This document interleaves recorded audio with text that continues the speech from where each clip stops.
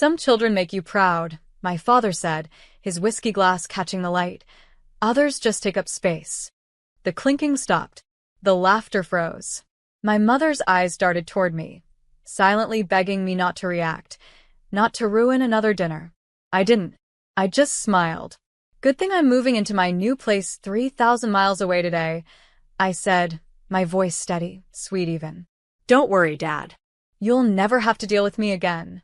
The silence after that was thick enough to chew. My older brother shifted awkwardly, his wife pretended to check her phone, and the tension around the table turned the air electric. My father just smirked, satisfied with the chaos he'd created, and took another sip. That was his game, humiliation served with bourbon. And I'd finally decided to stop playing. My name is Haley Monroe, I'm 29, and this dinner was my unofficial goodbye. I'd spent years chasing crumbs of approval from a man who thought parenting was a performance. Every success I earned, my degree, my job, my independence, he reduced to luck. And every mistake? Proof I was a disappointment. But that night, his words didn't sting. They confirmed what I'd already known. I didn't belong in that house anymore. What he didn't know was that before sitting down at that table, I'd already packed my life into 2 suitcases and made a call that would turn his perfect world upside down.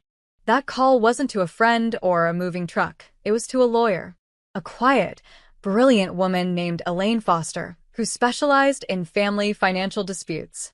I discovered something a month ago that kept me up every night since. My trust fund, the one Mom swore would be released when I turned 28, had been emptied. Not by the bank. Not by accident. But by him. Every cent of the inheritance my late grandmother left me had been rerouted through a dummy account in my father's company. When I first saw the records, I thought it was a mistake. But the longer I stared, the more it made sense. My father, the man who said I took up space, had been living off my grandmother's legacy for years. Elaine's voice on the phone had been calm, almost cold. Haley, we can prove this.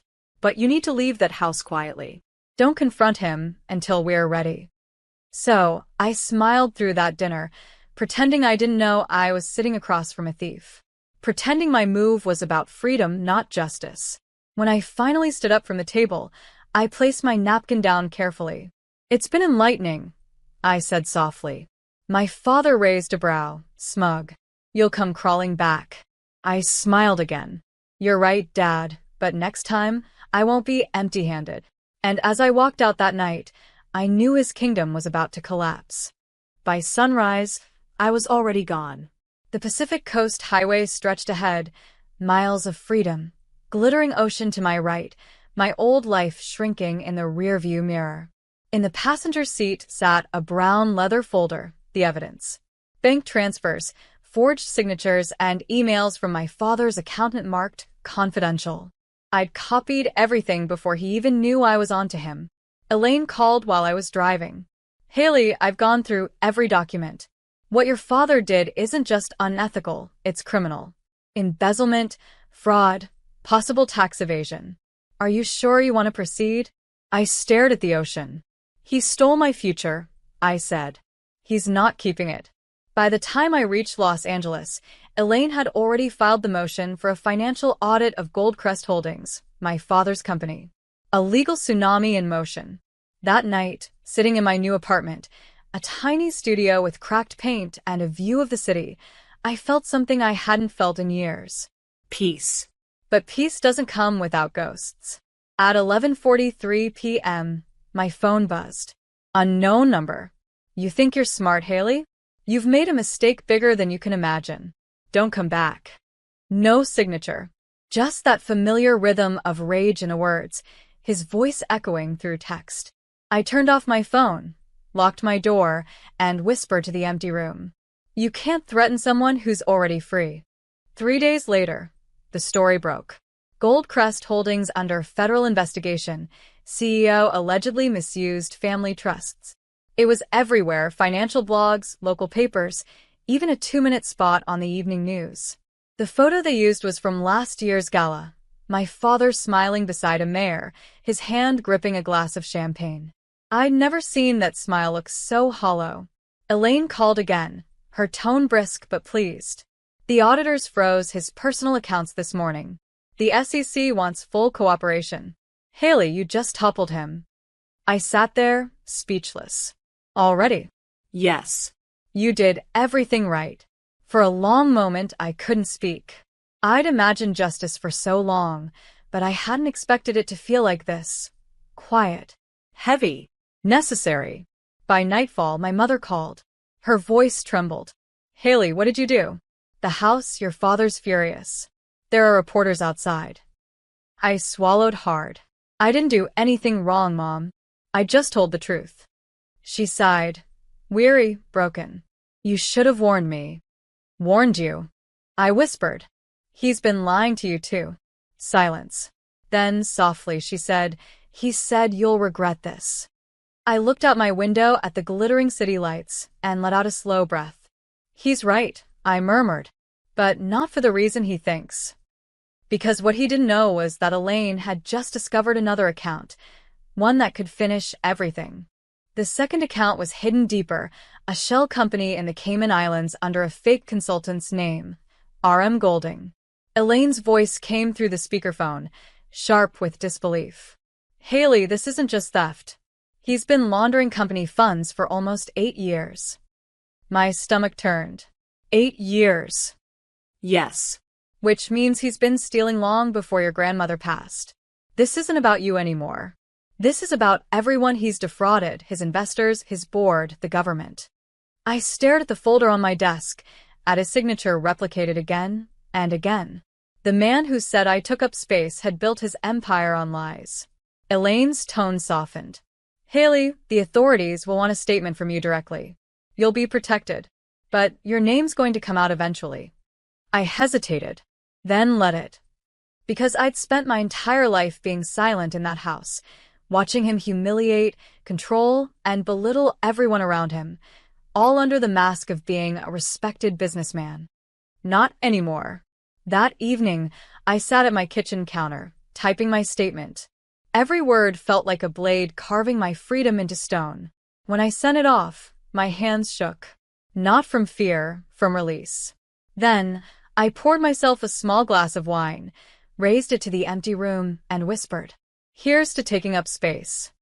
And somewhere across the country, I knew his glass was shattering instead. The fallout came faster than anyone expected.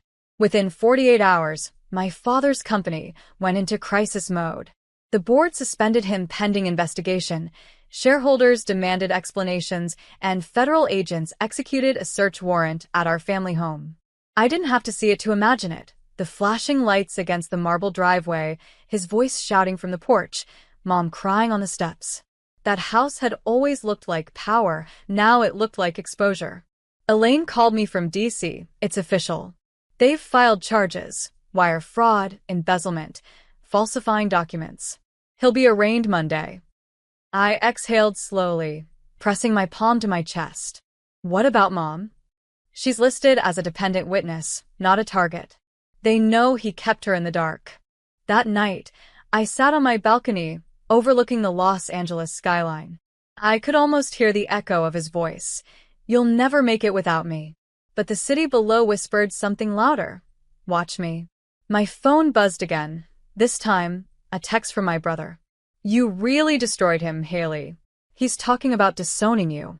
I typed back only one word. Good. Because I'd rather be disowned than owned. When I finally went inside, I noticed something small on the counter, an unopened envelope with my name on it. Elaine had overnight new documents. I tore it open and froze. Inside was proof of the last secret he'd tried to bury. The document inside wasn't financial. It was personal. A sealed adoption record. My adoption record. Elaine's note was clipped to the front. He altered your birth certificate when you were 6. You're not biologically a Monroe, but your grandmother still named you sole heir in her original will. For a moment, the room tilted.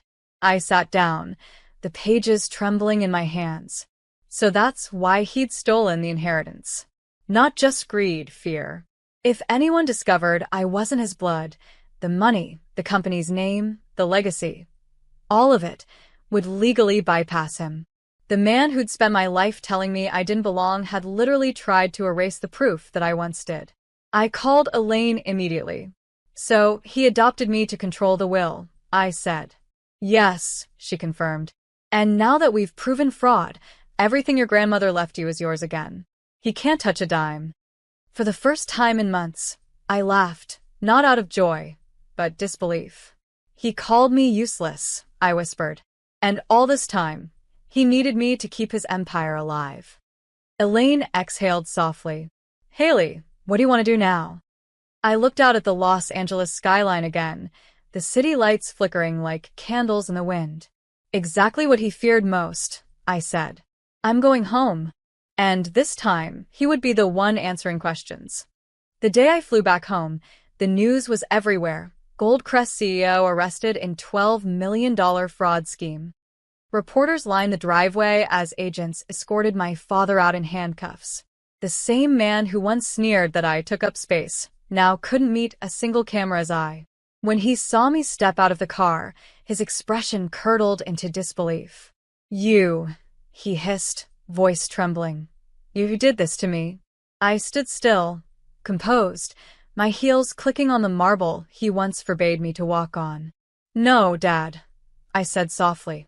"You did this to yourself. I just stopped cleaning up after you." My mother stood behind the door, her face pale but different, lighter, freer. She didn't rush to defend him this time. She just whispered, "Haley, thank you." Later that week, in court, I gave my statement. My hands didn't shake. My voice didn't crack. "My father taught me that worth was something you had to earn," I said. "But all he ever earned was fear. And fear dies the moment you stop feeding it." The judge nodded. The gavel struck. Months later, standing in my new office, the headquarters of Monroe Ethical Investments, funded by what my grandmother actually left me, I looked out at the skyline and smiled. Dad was behind bars. Mom was in therapy. And I finally understood the truth. Some children don't just take up space. They own it.